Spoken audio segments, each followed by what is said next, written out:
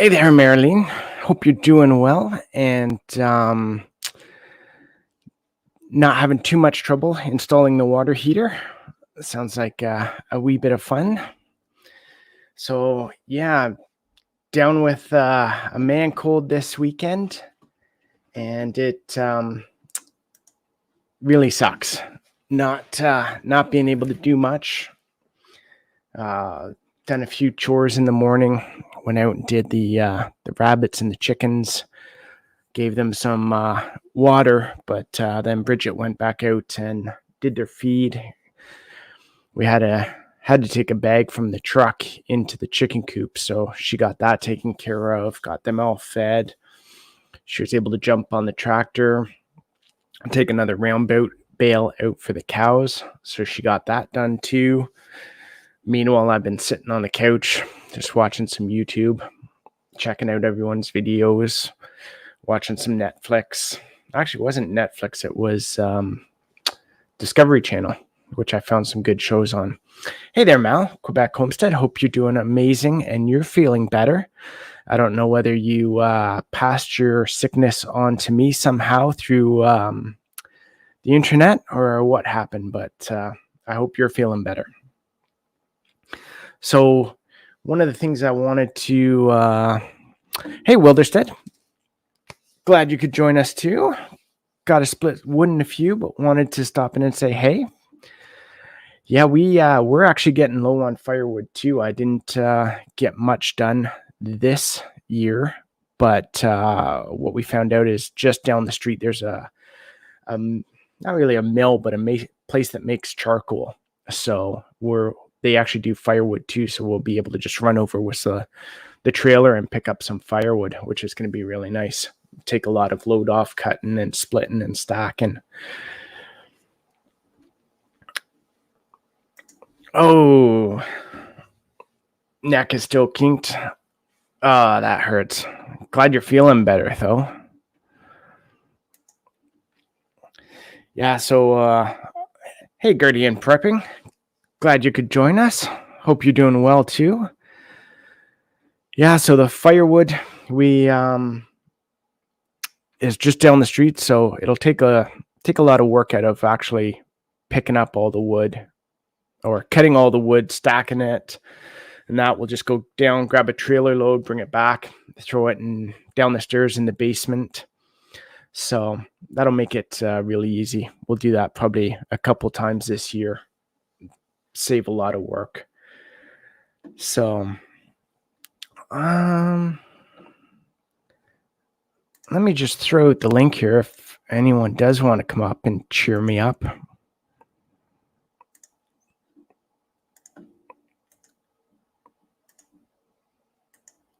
There we go. I know you're all welcome to come up. I just wanted to go over a couple things though. This Thursday, the 9th, we are doing a giveaway for our 1,000 subscribers. I think we came up with how we're going to do it. I think it'll be question and answers. So we're putting together some questions based on past videos. So if you've watched a lot of our videos, yeah, you'll probably be no problem answering the questions and winning some of the prizes. So that'd be this Thursday. Oh, here we go. Oh, hey there. You're sideways. I know it's not turning around for some reason here. I think I got it. All right. Nice. Hi. So you're feeling better except for the kink neck? Yeah, it's just my kink neck. That like I can still turn it a little bit, but it's still sore, so I can't quite go out in the woods and go get the wood that we wanted for the greenhouse yet. But I'll get there. Yeah. Do you have everything ready for it? You got the skidder and the mill all ready to go and good working order and that? Not really. We got dumped on with snow like really bad. Like we had no idea it was going to come, and we just got completely dumped on. So the mill is covered in snow right now. So that's probably going to be our first step. It's going to be to try to get that out of the snow and probably into the shed. And then we'll be able to start working on it. But first off, we need to, work on the horse situation. So Yeah. Just want to welcome little Frenchie in Big Texas and Stuart's Prepping. Thanks, guys, for joining us. So, what have you got the horse situation figured out? You got the place where? Almost. Yeah. We're still Yeah. figuring it out, so we'll see. Yep. Yeah. That's it's a lot. Yeah. It That's is. yeah. It is. I mean, Yeah. we've been dealing with winter and animals for like 10 years now, and we've just come to the point in the realization that just with everything that we have, the renos, the just managing the snow, Yeah. and then making sure, and just feeding them and just managing the snow to go feed them is just, it takes off so much. So it'll just be so much better just to have no more animals and take a little break from that for a few years and just figure it out, get Yeah, stuff done. definitely. Yeah. Yeah, it's so much work. It's just we've got that second field now for the cows, and we're putting a rain bale back there for them. So now we've got to snow blow all the way down to that gate so we can put Yeah. hay in both sides. And even that, it's a lot more. It is. Yeah. I know, just that and the water and making sure that everything's fine. I mean, last year we had a pretty big power outage during the wintertime, and Okay. we had to make sure that the horses had water and stuff like that. And it was getting a little crazy for a little while there. So we're like, you know what? I don't think we want to do this again. Oh, ouch. We Hey there, don't. Outdoors with Big Matt. Welcome. Yeah, we've been trying to figure out our water situation as well, because when we do the cows, we've got to drag a hose out from the basement window underneath the deck and fill up the water troughs. Yeah. So we want to try and figure out a way. We've got 2 wells out front, so we want to try and figure out another way of getting water from the second well to supply the animals. So run one over to the cows, over to the rabbits, to chickens. Yeah. But we want to try and do it off grid, like put in a windmill or solar. But it takes so much power just to run that pump that, like, we're going to need a really big windmill or a big solar battery bank it's crazy. Yeah, it is. I mean, you could always have a hydrant that doesn't freeze, but then you still need that pump. Yeah, we want to try and run a line underground. Yeah. We've seen a lot of the frost-free options, but again, it's like we either wire it to the house or, which I don't want to do. I want to get something that's off grid so that if the power does go out, we can still water everything. So, hey there, Black's Tropical Homestead. Glad you could join us. Hope you're doing well. We're lucky we have a surface well, so there's an overflow. The overflow just runs year round. And so if ever it does happen, we can just put a big hose in there and then have it gravity fed to feed the animals. But it is a lot of work to get to that when it does happen. So we just end up plugging everything to the generator. Yeah. And we do the input output from the generator to the electric box, and then we plug in a few things. We open a few breakers from there. What the electricians don't want you to know, which you can do. Yeah. Was that already installed in the house, or did you have someone do it? No, actually, what you do is you shut off the main breaker of the house, right? Yeah. So that if ever the electricity comes back on, it doesn't do a big power surge. So you turn that one off. You get a male just a extension cord. We made that one. So we plug it into the generator and into the plug right underneath the electric box. Okay. And then we turn on the generator and we turn on a few of those breakers. Right. So if we need the water, we'll shut off a few breakers, turn on the breaker for the water, use it, turn it back off, turn the ones back on for the fridge and the freezer and stuff like that. But anybody can do it. That's what I want to do with ours, but I didn't know whether we could do it or we need an electrician to put in basically the plug into the box. So, well, you can use actually any electric plug in the house. Oh yeah. Okay. Yeah. So just plug it into the house and it kind of just runs through. As long as you shut off the main breaker. Yeah, exactly. That's the most important thing, because if the electricity does come back on, then that's where you'll fry everything. And you don't want that. No, exactly. That's yeah. Because we've got what is it, 12,000 watt generator, so we can run pretty much the entire house. Yeah. But we wouldn't run everything just to, save power. But yeah, that's what we, that'll be good if we could do that then. That'll work. Yeah. We'll just have to get one of those cords. Yeah, we pretty much sectioned off an extension cord and then put an adapter on to have 2 males. And that's what we did. Yeah. Okay. I'm going to have to let you go. It's actually time for me to go inside to get the girls there at gymnastics. So sounds good. And then we'll go finish our Christmas shopping and stuff. Awesome. All right. Bye. Hope you feel better. Bye, everybody. Yeah, thanks, eh? Okay. Talk to you soon. Yep. Hey there, Brenda Baker. Thanks for coming in and joining. Glad you can make it. Looks like someone is done weaving down in the basement.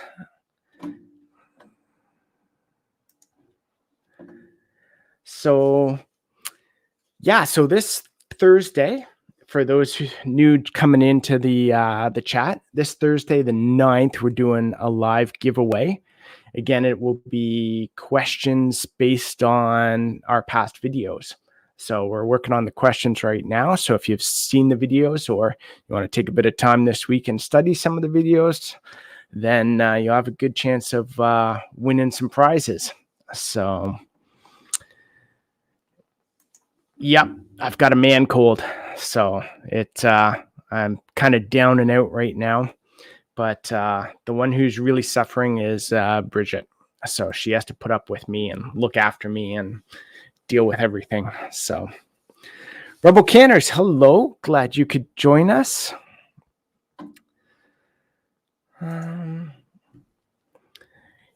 Yeah, we basically, for us, the only thing would be like happened years ago was the ice storm.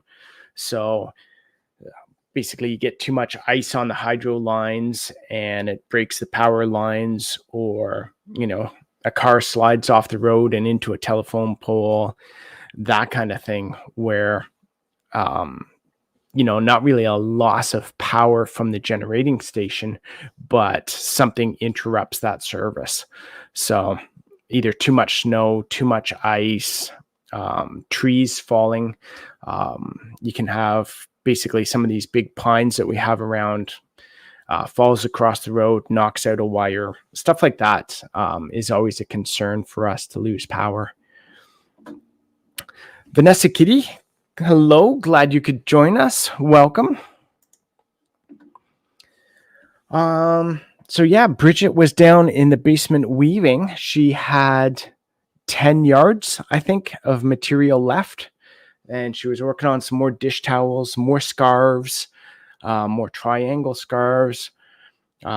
She's been down there quite a bit this past couple weeks, working away at stuff, putting more stuff on the website that's available.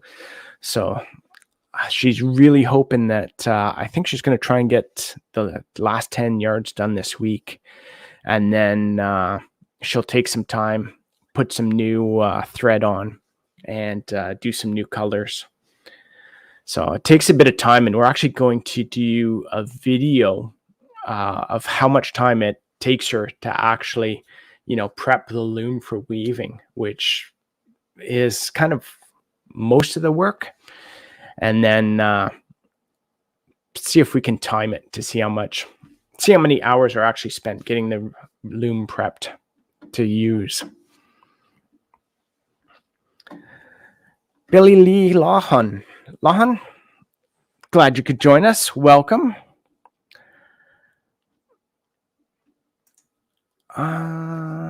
Weaving with what type of fibers? I believe she uses all cotton for everything, for the weaving. And then once she's done, she'll use some other stuff, everything from fur, muskox horns on the buttons, stuff like that as well. But I think the main everything she weaves is done 100% cotton. Oh, you got the fireplace going too much downstairs and you're heating up. I was down there earlier and checking on her, and she was still wearing her hoodie and just soaked because she's got her loom right beside the fireplace. So it heats up a wee bit. Any llama fibers? No, I don't know if she's used anything like that before. Backwoods Barbarian, hello. Glad you could join us. Welcome. Yeah, Guardian Prepper, if you want to jump in. I don't know if you have the link. I can always drop it again.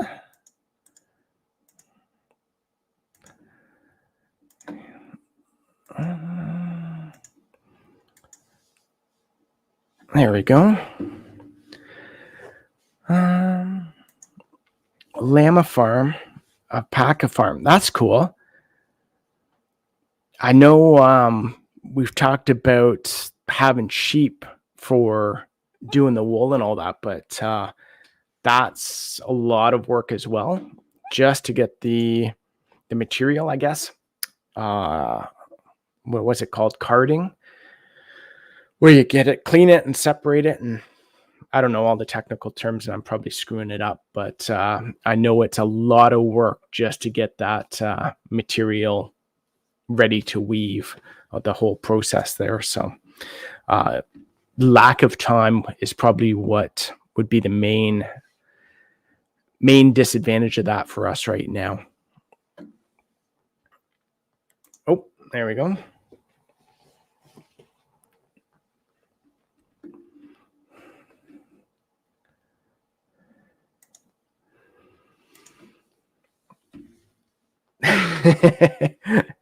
yeah. I don't think we're going to come up with questions that are too hard, but they will be based on all the past videos. So,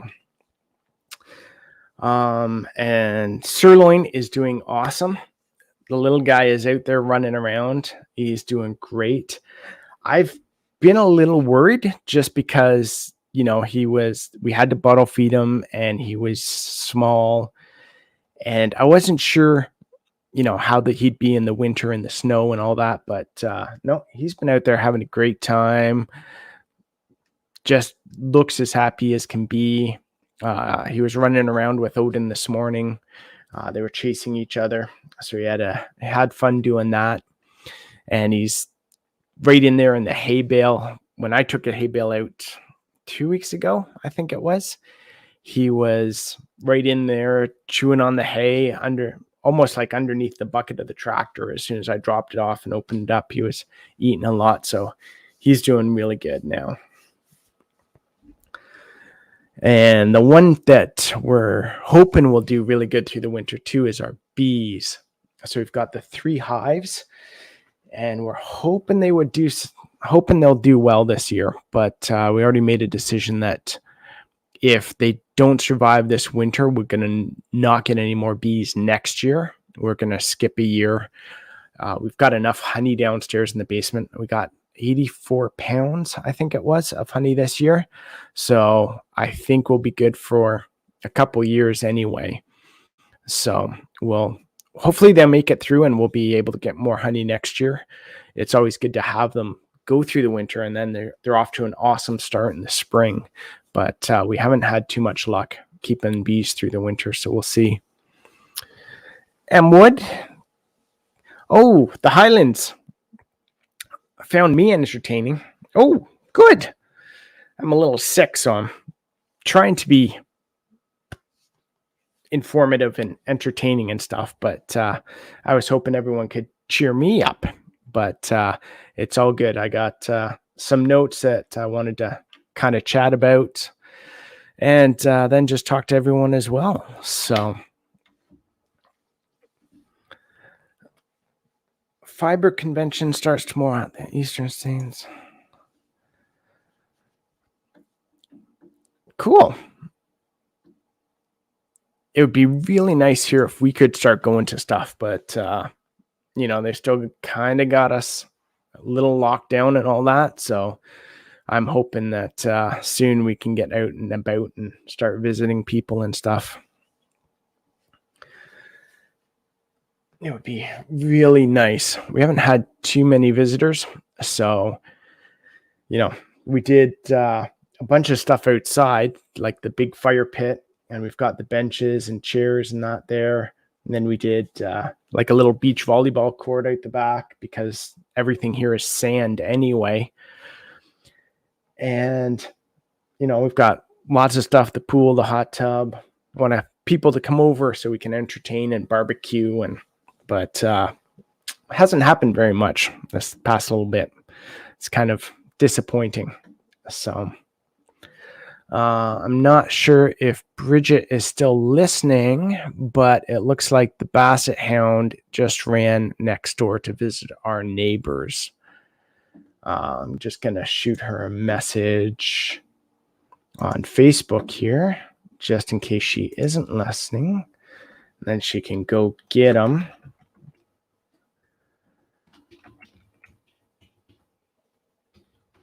He can be so bad sometimes and so good.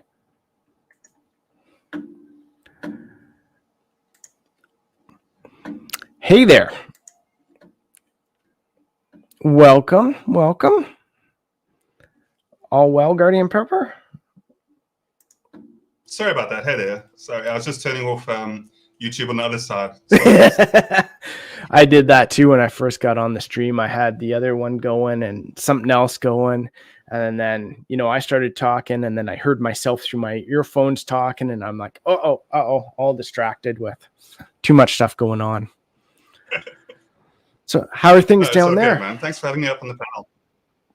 Hey, good. No problem. No doing problem. A lot more exercise. Yeah, that's something I got to start doing. Yeah. I haven't been taking care of myself and I really need to. That's probably why I've got the man cold now. Well, the thing is, these last 2 years, I've just been feeling myself, letting myself go to a degree, and also because of the last year's situation, just as having been inside for the most part, we had quite many restrictions. So I kind of just, it is also my own fault. I could have done more home training, I believe. But at the moment, I'm really getting back into it. And I've basically quit cigarettes within the last week. So that's a huge Oh, wow, nice. I was smoking for about 20 years. And I just weaned myself off a bit. And it's really feeling good. I don't have conviction for anybody else that still smokes and stuff. I'm just saying for myself, it's what, the time was right for me to do so. Otherwise, I know that you're feeling a little bit fluey this evening. Yeah, I've been not doing anything this weekend, and I actually slept good last night. I popped some of that nighttime Tylenol, and that worked really well. But just not wanting to go outside and do some stuff, and it just, all achy and snotty and yucky, and never any fun. Well, do you live by the vitamin? You clearly taking a lot of vitamin C and garlic. I know that it sounds strange, but I always just advocate those whenever I'm speaking about somebody that's got the flu. I'm always like, how much garlic do you eat? Do you have enough vitamin C? Do you keep yourself do you have enough nutrition coming in, just specifically regarding garlic and vitamin C? Yeah, actually, it's funny, for the past year, I've been getting more vitamins into me. I've got vitamin C, vitamin D, zinc, that kind of thing that I've been taking. I've usually, every so often, I'll take the glucosamine as well, just from joints and that, because I'm getting older and stuff starts hurting. And Bridgette comes up to the window just in front of my office here. She's gone looking for the dog. He went next door. But I saw that. Getting more vitamins. Yeah. So that's been good. It's just, I drink a lot and I don't move a lot. So that really contributes to, stuff as well. Yeah. I'm not actually, surprisingly, I'm somebody that hardly ever drinks. But, from the last 10 years meeting my wife, she's never been a drinker at all. She just never liked the taste of alcohol. So when I met her, I drank before I'd met her. And then when I met her, because she didn't kind of drink, it's strange if you are feeling a bit tipsy and somebody else isn't. It's a bit, there's a little bit of a strange feeling there to a degree. And just out of respect for her, and because she's amazing in every way, and I don't need to be tipsy to enjoy a company. So Yeah. it just really works well. And just she doesn't have a problem with me drinking at all, like, because I have it in moderation. But recently on the Saturday nights and the evenings, I've just been enjoying like a little bit of a cider, and then joining like the chat on a Saturday night, and a whole bunch of people just, you know, chatting about things, and definitely it gives me the capability to ramble even more than I would right now. So, Nice. that's fair. Yeah, What do you for drink? me it was Asking. mostly my mead. I'll have the odd beer, but I'm not a big beer guy. Like I'll have a stout now and then, but I find if I drink more than 2 stouts, I get sick. So I usually limit myself to 1 stout, but I'm not a fan of light beer or anything like that. So I don't drink too much beer, and you know, you kind of feel it too. You might like bloated and that kind of stuff. So usually I'll just have the mead. I've tried making cider and some other stuff this year. So I'll usually stick to that, or like straight rum or straight whiskey. Because again, you know, you start mixing it with Coke or other stuff, and now you're drinking so much pop that it's just, I'd rather have just the effects of the alcohol and not the bad effects from the pop. Exactly. So, And, you know, it was also quite important for your health just to obviously have everything in moderation, as you're saying. You know, it's definitely a wise choice to enjoy it to a degree, but never to kind of overdo it. It's important. Yeah, exactly. Q Kitchen and Beyond, welcome. Glad you could join us here.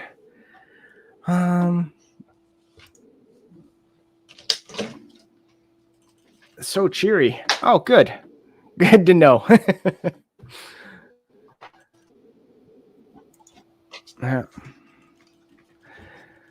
Yeah, so I want to start running, you know, just lifting more weights, doing that kind of stuff.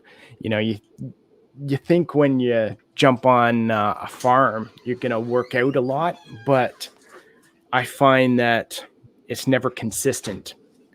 So, you know, you do a lot of work, you get sore, but it's not the same as working out. You're doing work and you're getting physical, but you're not, I wouldn't say you're progressing or increasing the amount of weight or being consistent, that kind of thing. You know, you go out, you hurt yourself, you take a break, you come back, you do it again. Yeah, no, I agree. And it's also, you know, recovery time can actually work against you, because if you overdo it, then you don't really have that energy. And once your muscles are kind of healing, you're not really going to be in the best form to go and, you know, gym the next day. But what I've been seeing recently is just doing little bits, like all the time, staying active consistently. And then when you never really overdo it. Like it goes again to like everything in moderation. Yeah, exactly. Yeah.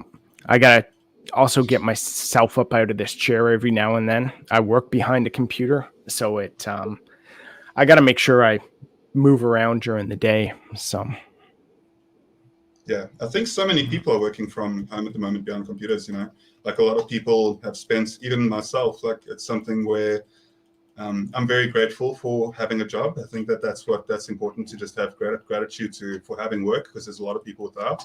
So it definitely is something where, even though my working environment isn't really like ideal regarding like what I'm doing, like I would prefer to be more outdoors than that.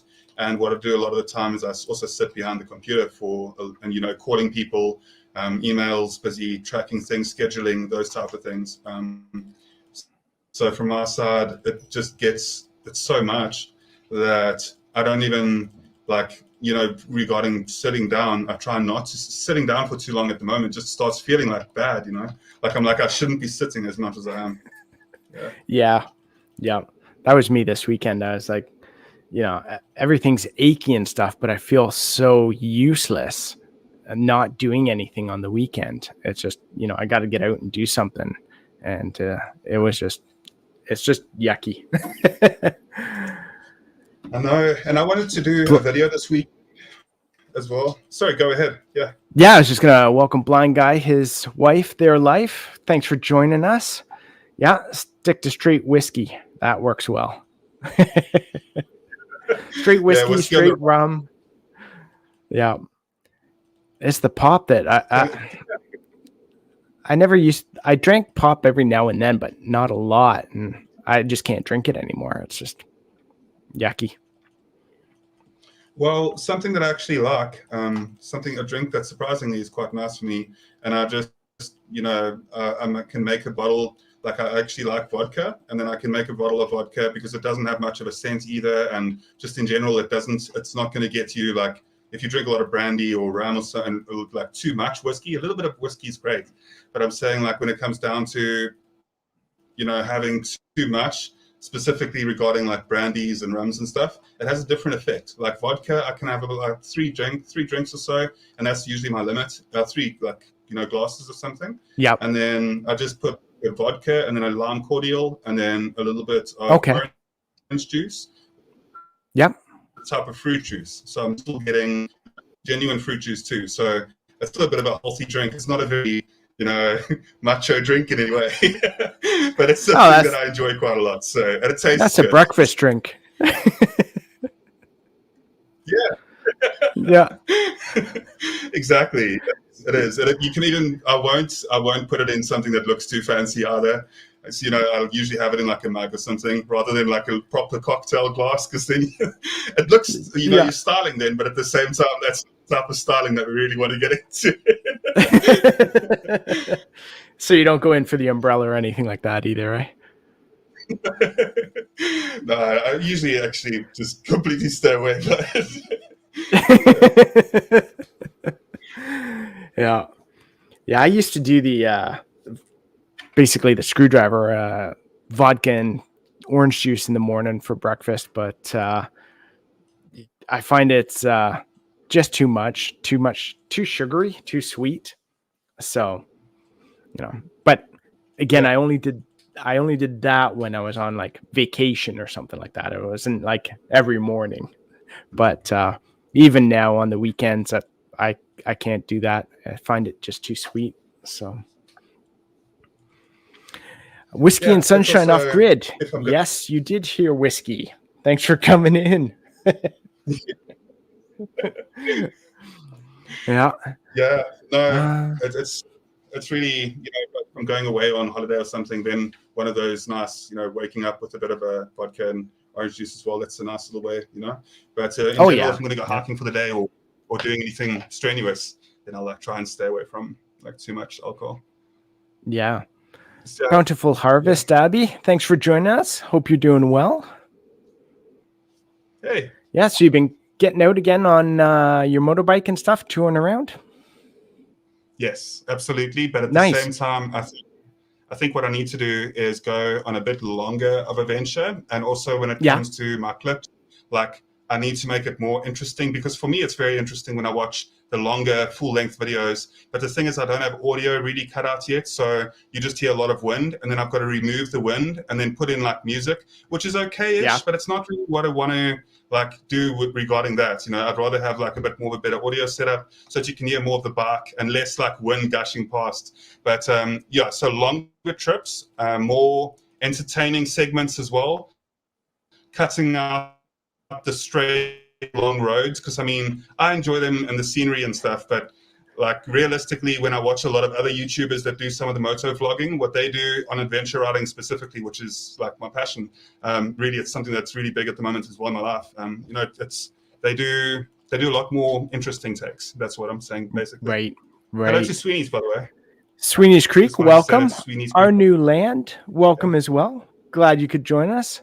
Yeah, we were talking about alcohol there for a bit, but another question I wanted to ask is when I watch your touring videos, I find that the landscape, I would say it almost resembles like what I've seen from kind of the Mediterranean area. Do you have that kind of like similar kind of environment? We or do, is yeah. it just specific spots that I'm seeing? Well, we do. That's why, like, it's exactly what you're saying now, where there's definitely there's a lot of variety regarding the types of vegetation as well. There's just different biospheres. So, for example, if you go along South Africa and you go along the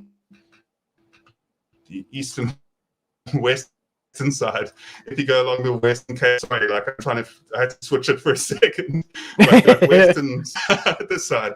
So look like the western coast, there's a lot of beautiful forest and a lot of nature. If you go towards the interior, you'll find a lot more of exactly what you're saying, where you get more like wasteland type area, like long, dry, hot areas. And then, yeah, we've got basically those two variants. We've got the thick vegetation and forests, which I absolutely adore. And then we've got the long, beautiful, like just straight land where you can see really far. And it's just dry and kind of like red earth as well. Specifically more the inner parts of the country. Okay. Yeah, it's cool though. There's so many beautiful parts of this country that I want to cover, and I want to just show people more of the scenery.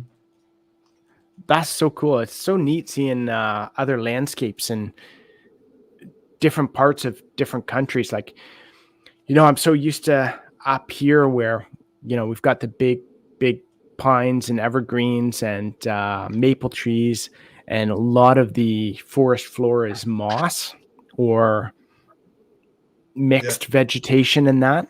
So it's really neat to see some of the other vegetation and trees and plants and stuff from other areas.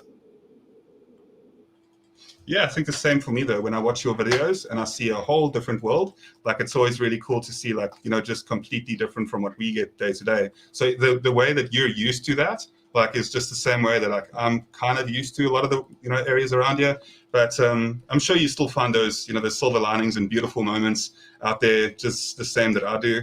But it is nice to, as you say, it's nice to see other people's places and just to see more of where they live. It's and seeing through their eyes as well. With the camera, you can do quite a bit, and you can just show so many beautiful parts to different places. And I don't know, I find it exciting, like outdoors. And I'm supposed to be mostly focusing on, the hardcore prepping style. I get that. But for myself, like, I'm more drawn to, like, in general, like the outdoors as well, outdoors, nature, hiking, camping, which is part of prepping. But it's not like, I'm not going to come out on the channel and tell you that the world, there's these new, I'm going to spell it out because I don't know if this word, it's got nothing to do with anything that has been taboo, but it's XENOBOTS. So if you get that, it's basically something that's pretty new at the moment. And it's been out. They were produced in 2020, and it's a rabbit hole of things that could potentially go wrong. It's like smart nanobots, basically. Okay. They can self-replicate. They can create themselves. Huh. Yeah. Wickershire Project. Pretty Thanks for dystopian. coming in and joining us. Dusty Goat Homestead, Ultimate Acres. Glad you guys could join us. Hope you guys are doing well. I'm not doing too bad right now. At least I'm not snotting all over everything right now. So having, I was having a tea, but basically done it. I did up rosemary, thyme, lemon, and honey, and just poured hot water in it, and it's so good. Find it soothes my throat, clears me up a bit, which is really nice too.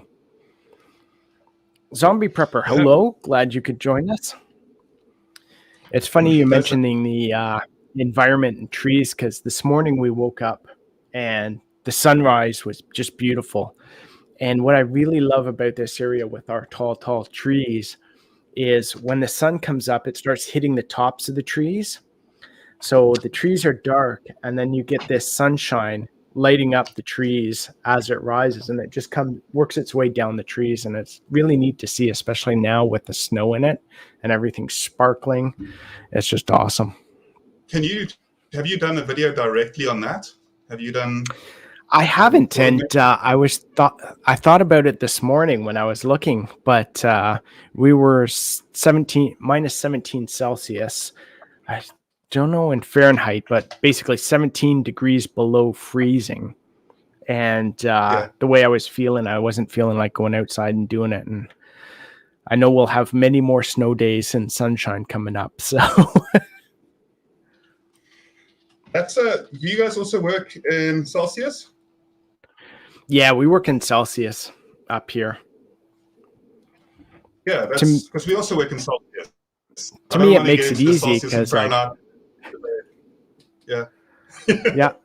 I mean, water freezes at 0. So that to me is kind of like a perfect difference between really cold stuff and really warm. So, but then again, we work in. But then again, I prefer working in Imperial for a lot of measurements, except for distance. I don't do miles, I'll do kilometers. But for measuring anything under a kilometer, I'll do it in Imperial. Inches, feet, that sort of thing. You guys do all metric down there?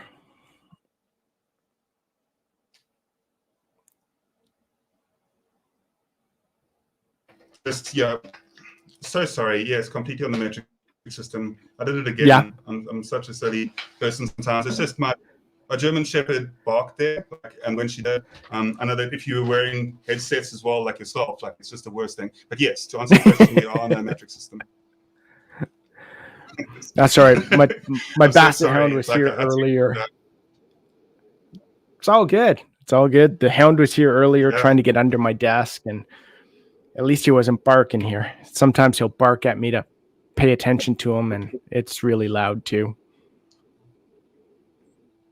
No, they're awesome. We're speaking about canines and dogs just last night for a part of the segment, and it's always awesome just to see the way that people are with animals. And I really firmly believe this, but I've seen a lot of the time the way that they interact with nature and the way that they interact with dogs and cats around them. Like, it really is a very good sign to me what that person's usual temperament is towards others and what the capability of them is being. Like, if somebody's violent towards animals in any way, like, I always think to myself, and I'm not speaking about for survivalist reasons or something like that, or I'm not speaking about those terms, I'm speaking about in realist, like just on every day, just taking aggression out on animals.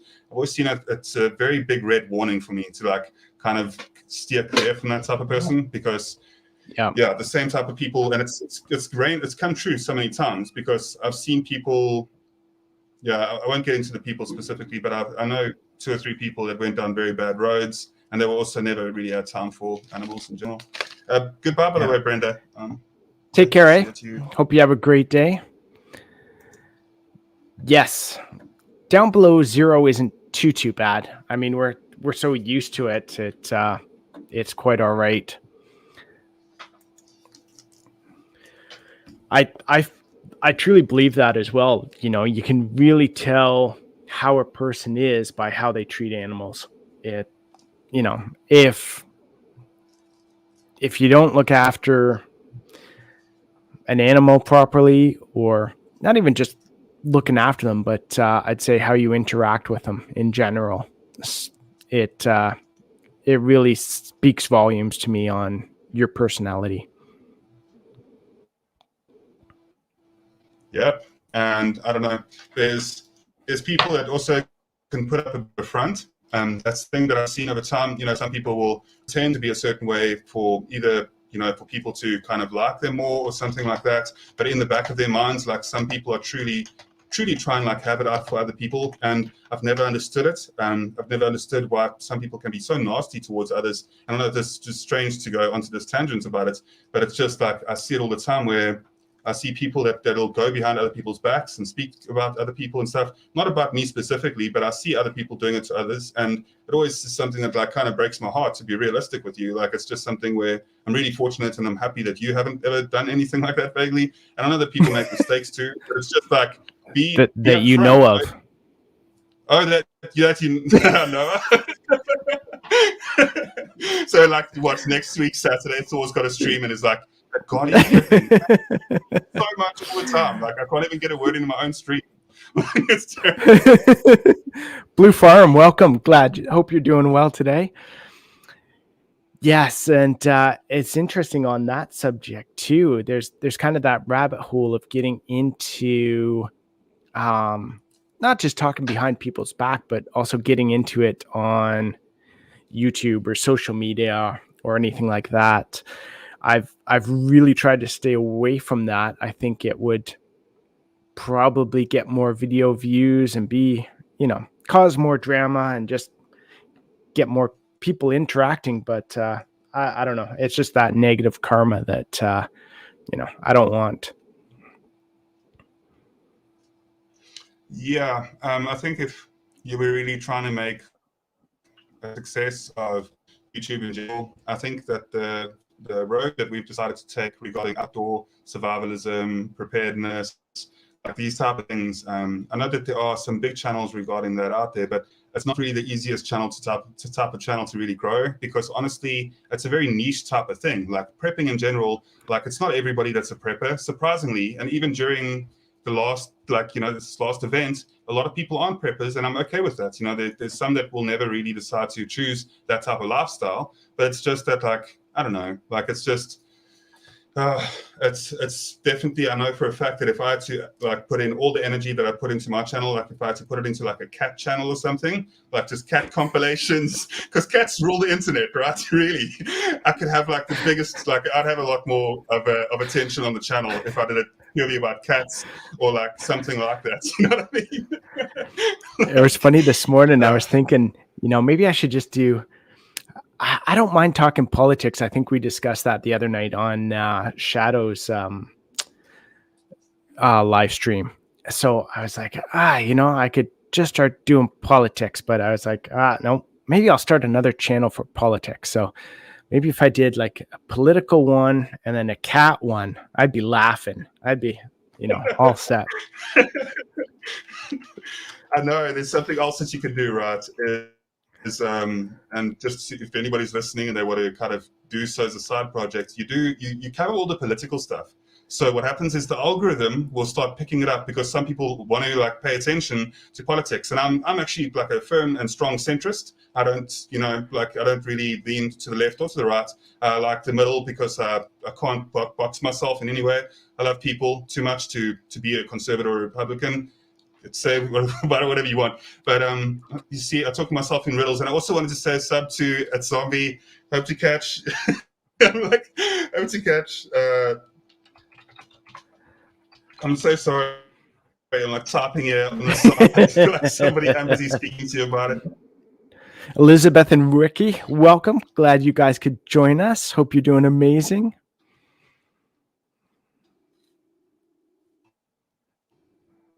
See, I usually type quickly, by the way. Hello to Ricky and Elizabeth, and also Dusty Goat. I'm sorry for not saying hello earlier, and I didn't think that your name is Awesome Zombie, zombie prepping. And then hello to Blue Farm. Sorry for being rude. So it just distracts me, and then I get into conversations and chat about things. And it's really good to see you here, by the way, Wikis. I haven't seen you for a while, and you're definitely somebody that is an engaging and interesting person to have conversations with.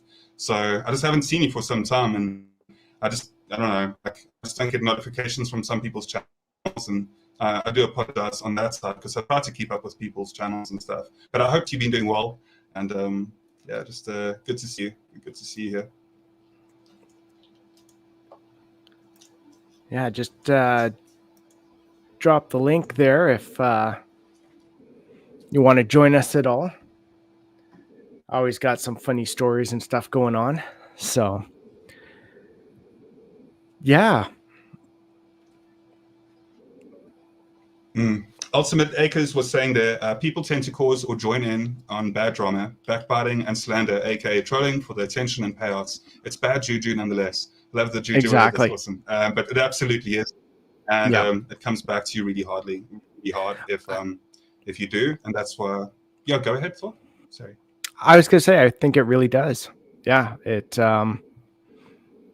whether, no matter what you believe in, it's just kind of do unto others. And if you're not, it's coming back in some way or another.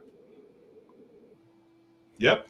And also, I don't know, I really think that I've always got to be cautious, because obviously everybody, before we speak, we like have the words in our head, right? So then like we think of different ways that we could say certain things.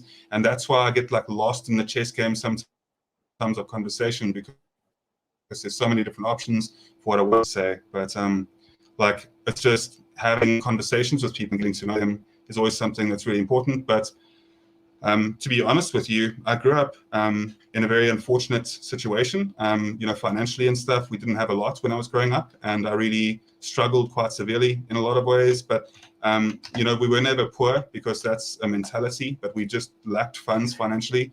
We really struggled quite a lot. And I was the kid that didn't always have the things at camp when we would go to a camp, or I was the kid that kind of, didn't always have like my books covered or something, and all of those type of things. And it's just like, nonetheless, and irrespective of that, I tried to absolutely, because of my grandfather's influence in my life, and my grandmother too, they always encouraged me to try and be good to people at all costs, and be courteous and be kind at all times. And I really did that out there. And I'm just incredibly grateful for having an amazing wife right now. I've got a solid career. I have all these friends on YouTube that I've recently been able to make, and yourself included. And it's just like, for me, like, my life is going really well, and I'm very grateful. And I'm not saying that to make other people feel bad or something, because that's what can happen essentially.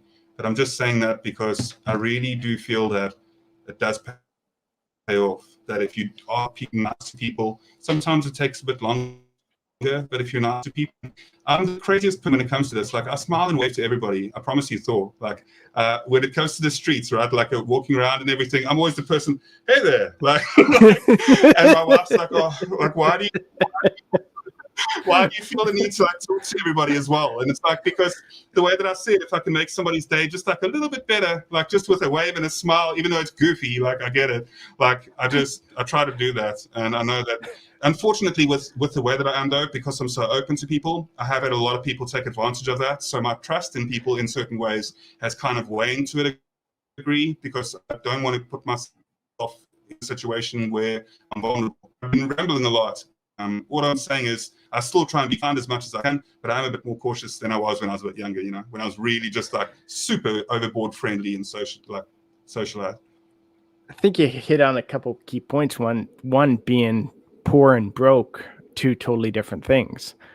The other thing being kind and being trustworthy are, again, two different things. You can be kind to everyone, but you don't have to trust them all. It's depending on what situation you're in, Yeah. Yep. And there's a lot of kind and good people out there, though, as well. Like, there's a lot of people that really do have good intentions for others, and I firmly believe that. And I have a lot of hope for people. And at the same time, like, it's just to be cautious. It's not a good thing for me to like carry around baggage either, and be like, all these people that kind of done me in the past and whatever. So I'm just going to judge everybody that I meet on the same premise. I'm still going to try and believe in every way that people are honest at first, and that they're good until they prove me wrong. I'm still going to try and believe that there is goodness in people, and I'm going to try and help everybody regardless of who they are. And yeah, it's just kind of naive to some degree for me to be as kind and open and friendly, whatever. But it's just it's that karma thing that you were talking about. It definitely comes back, and I'm grateful that it does. So yeah. I think for trust, there's lots of situations where in the past I used to look at things in a different way. Someone would fail to live up to my expectations, for example. And I used to look at as trust. I used to get disappointed in that. I used to get upset with that. But I've come to realize that, I'm not the most important person in everybody's life. So if I'm asking someone to help me with something and I'm counting on them, something else might come up where they run out of gas and they have no money, or a family member's injured, or a family member asks them to do something, or they don't have they thought they had time and thought they could help me, and then they run out of time and didn't realize they didn't have as much time as they thought. To me, I've learned quite a lot to grow from those situations, and not, I wouldn't say not count on people as much as I used to, but I've come to realize that, things that I expect aren't always going to happen. So I no longer get upset with it. I just deal with it in stride and take it as it comes. Yeah, you really need to have patience. It's a very strong virtue to have. It's something that you gain over time. Give me 30 seconds. I'm just going to turn my camera off. Yeah. I don't need to stop speaking, but I need to. And I think, it's something, having patience for other people, and also just having a bit of sympathy, can go a really far way, and compassion, the good things to kind of like practice, just really being somebody that helps people. And this is the problem, right? And this is what I'm saying. This is why I said this before, that it's also about not letting your left hand know. And that's what one of my recent videos I was saying, that like you shouldn't let your left hand know what your right hand does. Sorry, 1 second. You shouldn't let your left hand know what your right hand does. It's just my little one. I'm going to have to go in about 5 minutes, but my little one's up and down, and I don't usually want it to be in the streams too often. But so what I'm saying is, it's about not at the same time, going out and telling people, trying to like tell people the good deeds and stuff that I've done. If I go out and do that, or like record myself doing that, like I find it so like it's the opposite of what my gran wanted me to do. She wanted me to always do good deeds and that, but she didn't want me to ever be boastful and prideful of how good I am. Look at me, I'm so great. Like that's not, because I also make mistakes. We all do, and we're all human. We're fallible. Things happen. Like we try and improve ourselves, but at the same time, I really genuinely said when I mean that I absolutely adore people and I love human connection, and that's why I do what I do. And I'm just going to close with that actually and say that I've got to go for now. And thank you everybody in the chat section. My life speaks for itself in a lot of ways, so I'm not somebody that's going to try and ever come across with that. I'm actually somebody that believes that I'm the dumbest person in every room, because that makes me able to grow a lot and to learn more when I believe that everybody's smarter than me, and that's truly what I believe. I don't think I'm better than anybody else. I simply just want to help people, and that's why I do the prepping thing as well, so people can see that it's not so awkward. I've spoken to you guys' ears off. Love you, everybody. Thank you for the time, Thor. And you still saw that in the background? Do you see? Yeah. What's going on? Yeah. Hello. I'm sorry. I'm gonna leave for now. And as you can see, I've got quite a busy life with this. So bye-bye, everybody. All good. Have a great weekend, you. All good. Thanks for joining me, eh? Cheers, brother. Bye-bye. Talk to you soon. Yeah, and I think that's one thing I really have to work on myself is there's a lot of times I'm extremely overconfident of my skills and my knowledge, which I think comes across sometimes as how would you say it? Arrogant, conceited, that kind of thing. So I think I've come across that way in the past to some people. So that's one thing I know I need to work on myself and try to improve on quite a bit. I think I'm doing okay. I'm not sure, but I'm going to keep working on it anyway. So I don't know if anyone else wants to come up and join me, but you're welcome to. One of the videos I was going to actually work on doing too coming up is, I don't know if y'all saw the soap video we did where we made our own soap, and that was really cool. And I can't wait to try it. I haven't even tried it yet. So one of the videos I'd like to do soon is basically switch from everything store-bought, the soap, to using our homemade soap. So I think that'll be interesting, and hopefully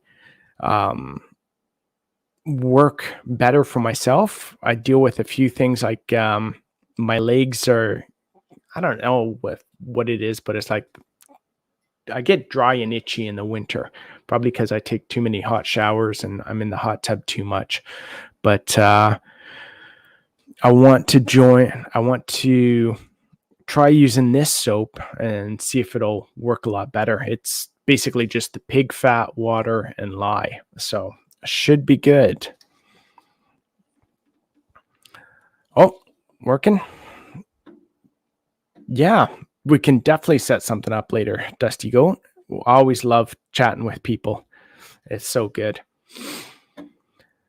So yeah, gonna do that video. And it was funny when I was thinking about that video, I was looking at the soap and I kind of have it up on the one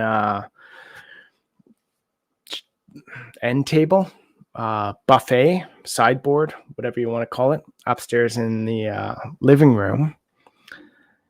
Animal fat to soap or wood lye? So it was the pig fat that we rendered down. So we did the pig fat and then store-bought lye. I forget what the technical name was, the scientific name for it, but it was like the powder. So we just mixed in the powder with the fat and the water and made the soap. Drugstore surveillance video. Uh-oh. Am I moving around too much and it's getting all jiggly and stuff? I wonder if I turn on the light, maybe that'll brighten it up a bit. But it's probably the camera.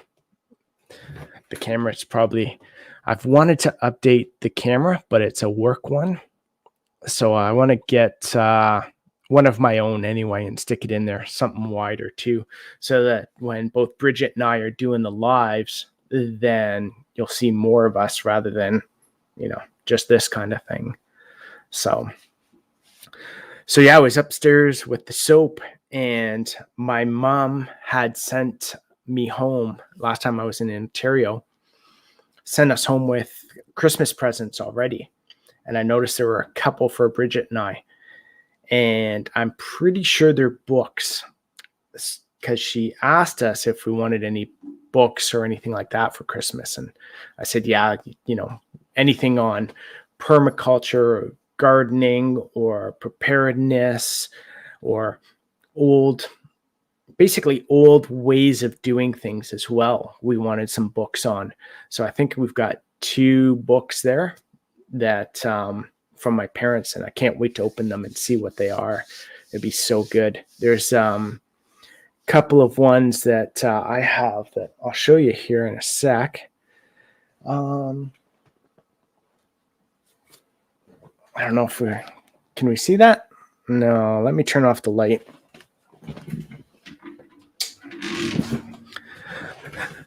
Ricky Ventures, have a great day as well. Thanks for coming and joining us. Oh, there we go. Can kind of see it there. Man, other people do this and it's like easy. I do it and it's like can't see anything. But anyway, it's like, oh, there we go. Old time gates and fences. If you find this book and you can pick it up, it's really good. It goes through tons of different fences, tons of different gates, building dams. So to go from fences that you can build on rocky ground, on swampy ground, on hilly ground, undulating, over rivers, that kind of thing. And it's basically how they used to be built in the old days. So everything from rocks to twigs and branches, how to build the stiles like we have outside with the cows and the pigs, where you can walk up one side of the steps and down the other, so you don't have to open the gate. Other ones where they're like I forget what you call them, but it's like the opening in the fence. So it's always open, but it's in a triangle. So it's too narrow for, say, a cow to get through, but you can walk through the fence because of the way it's built. So it shows you all that kind of stuff, how to build it. And I really love that. It makes it so easy to do some of the stuff around here, especially, in sand as well. Say we're building a fence through the woods over here to try and keep the dog from going next door. So we picked out some little hints and tricks from there. The other one that I like is that one there, backyard medicine. That one's really come in handy too. We found a ton of this stuff on the property that we can use. Bilberry, birch, blackberry, burdock, cherry, chickweed, comfrey, dandelion, hawthorn, honeysuckle, hops. Just so many things that you can make tinctures, teas, rubs, stuff like that. Really good book. So again, I'm looking forward to what my parents got me for Christmas.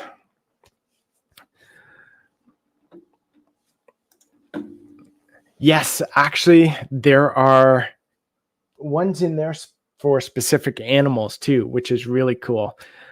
So they do everything from different wire fences to different stone, log, branches.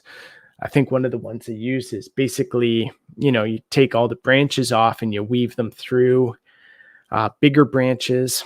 Another one's basically laying the logs on an angle like so. So you make your fence with the logs. Another one's a brush fence. Yeah, exactly. It would be nice too if we had more rock around here. I'd love to build some stone walls and stuff, but we just have sand, no rocks whatsoever. So the fence one is called Old Time Gates and Fences and How to Build Them. Edited by George A. Martin.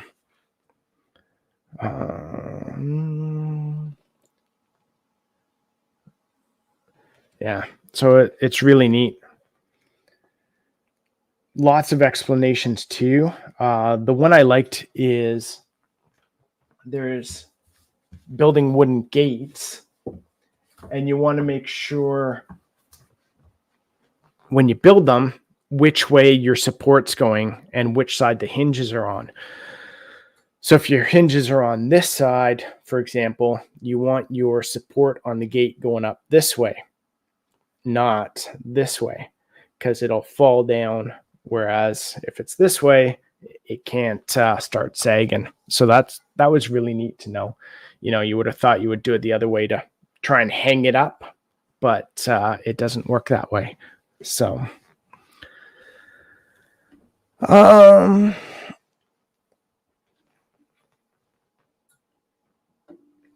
clay and rocks here. Great material. Yes. Yeah, having rocks around would be awesome for doing a bunch of the projects we want to do, especially in the greenhouse too, because I'd love to get some more thermal mass in there. So either clay or rock. Basically, I'd love to build the entire back wall up with stone or clay, something just to be able to hold more of that thermal mass inside the greenhouse at night.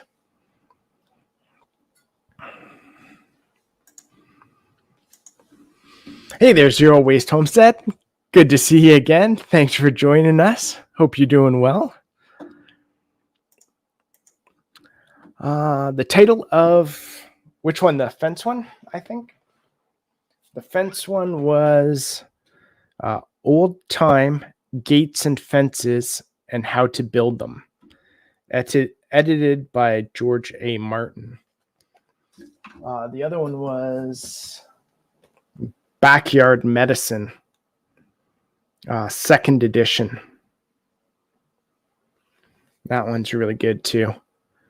what we found is so many different weeds that, you know, I didn't really pull out the weeds, but I'd cut them every now and then. I wouldn't spray. We don't spray or do anything like that here because of the bees and the rabbits and everything else. We just don't want tons of chemicals on the plants.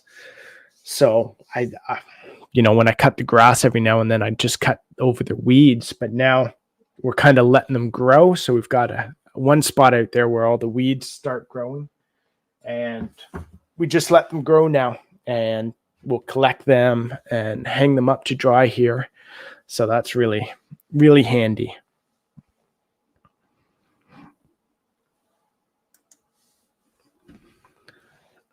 Mix it with water, let sunstream. Okay. It's neat how that can happen. We've been watching Gold Rush, I think, on Discovery Channel this weekend because I'm sick. And it's neat how they're separating the gold from the rest of the rock just because it's 19 times heavier than water. I think they say that like 5 times a show.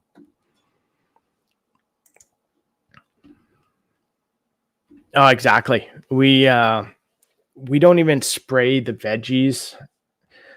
This year, I forgot to put the row covers on too, which was bad because the bugs started eating everything. Little grasshoppers and what are the green guys? The little green worms.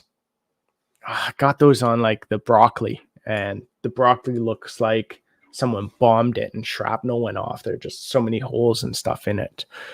But what we found is, I forget who I was watching and they said it, but kind of as you're building up, kind of what we're doing with like the food forests and the gardens and that sort of thing, you're looking at kind of a 3-year cycle where the predators and the pests kind of have to even out. So we're kind of coming up on our 3rd year now. And what we found is the first year, the bugs were really bad. The grasshoppers were horrible. But now at the end of this year, our 2nd year, what we found is the pests aren't so bad. We've got lots more birds around. There's lots more ladybugs around. So we're finding that the pests were really bad the first year. 2nd year weren't so bad as the predators. Basically, all the good stuff is now coming here. So it's eating all the bad stuff. So next year, I'm hoping that the bugs will be even less and we'll have more birds and other beneficial animals around. The only problem with that is I think I'll have to cover up all the berries a lot more so we don't lose the berries to the birds. Yeah, exactly. Especially with our bees, the honeybees, we find that we don't want to use anything because, you never know what they can do. I think everything can be really sensitive to other things. So I don't want to, you don't want to spray all the grasshoppers because the birds eat them, right? So, and you don't want to spray the flowers because the bees enjoy them.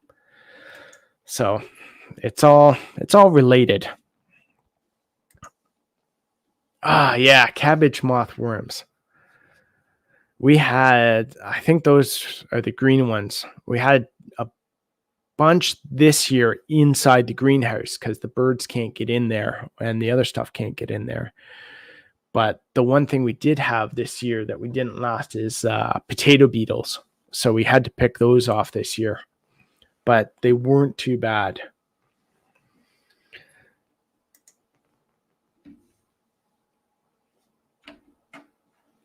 Yeah. Yeah, it's like you're almost getting gold fever watching that. I've got brother-in-law up in Bridgette's brother's up in the Yukon. So I'm like, maybe I'll just take a vacation and instead of fishing, we'll go out panning for gold or something. You never know, right?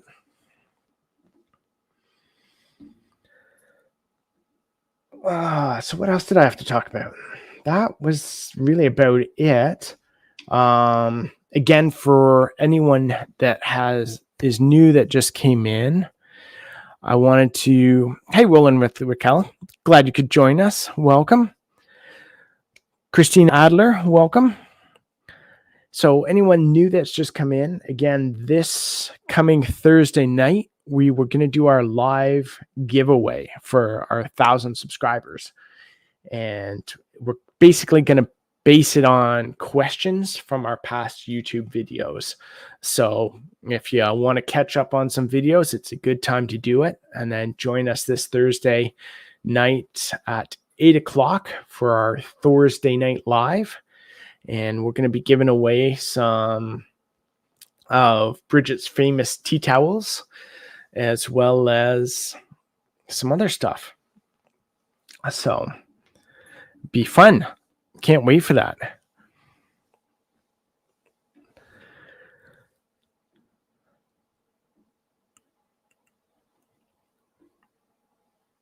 Everybody chatting with each other, which is good. Love that. So nice. Oh, guys, I think what I might do is I might call it, unless anyone wanted to come up and chat. If you did, just let me know, and I'll drop the link. But otherwise, I might go lay down for a bit more and maybe get a nap in before dinner, try and feel a bit better, and then hopefully be all set for work tomorrow.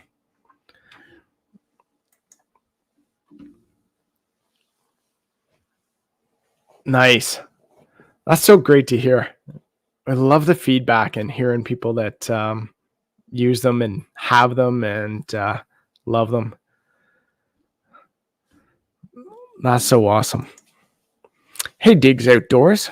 Welcome. Glad you could join us. Glad you could come. Ultimate Acres, take care. Have a great weekend as well. So, guys, with that, I think I'm going to call it. And hopefully you all have a great rest of the weekend. And I'm going to see if I can get over this man cold. Maybe go make another tea. So, everyone, take care. And we'll talk to you soon. Remember to join us this Thursday at 8 o'clock our time for some giveaways. We'll talk to you soon, guys.